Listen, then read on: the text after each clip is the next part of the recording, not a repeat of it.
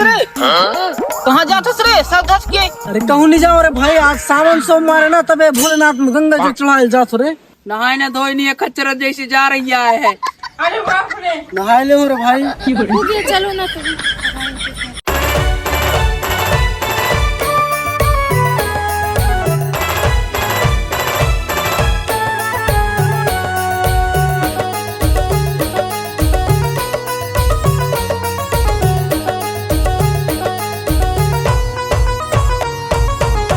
देवों के देव महादेव शिव शंभु शंकरा, सावन माँ शिव जीला गंगा जल चढ़ा बोना।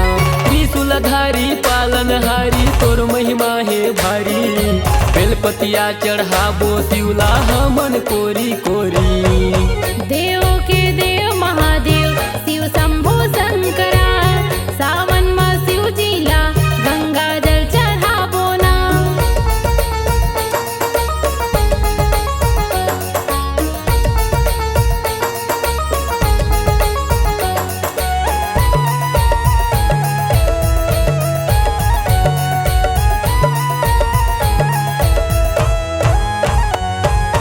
जटा में गंगा माथे में चंदा, गला में नाग सुहाए ना। डमरू के तोर धून मधुनिया बम बम सारा बोले ना। डमरू के तोर धून मधुनिया बम बम सारा बोले ना।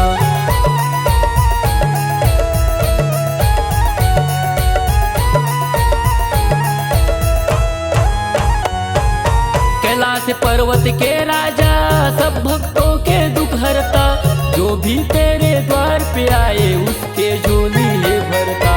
जो भी तेरे द्वार पे आए उसके झोली है भरता। त्रिशूलधारी पालनहारी तोर महिमा है भारी, बेलपतिया चढ़ाबो शिवला हमन कोरी कोरी। देवों के देव महादेव शिव शंभु शंकरा, सावन माँ शिव जीला गंगा जल चढ़ाबो ना। देवों के देव महादेव शिव शंभु शंकरा, सावन माँ शिव जीला गंगा जल चढ़ाबो ना।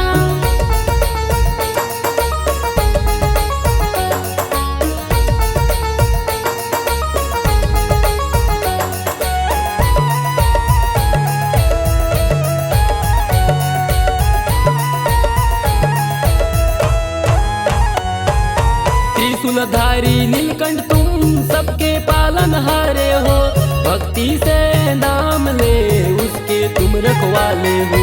भक्ति से नाम ले उसके तुम रखवाले हो।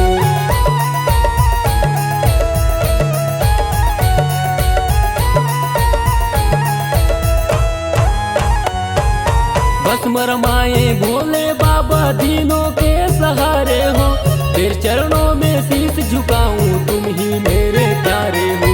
तेरे चरणों में शीश झुकाऊं तुम ही मेरे प्यारे हो। त्रिशूलधारी पालनहारी तोर महिमा है भारी, बेलपतिया चढ़ाबो शिवला हमन कोरी कोरी। देवों के देव महादेव शिव शंभु शंकरा, सावन माँ शिव जीला गंगा जल चढ़ाबो ना। देवों के देव महादेव शिव शंभु शंकरा, सावन माँ शिव जीला गंगा जल चढ़ाबो ना। देवों के देव महादेव शिव शंभु शंकरा, सावन माँ शिव जीला गंगा जल चढ़ाबो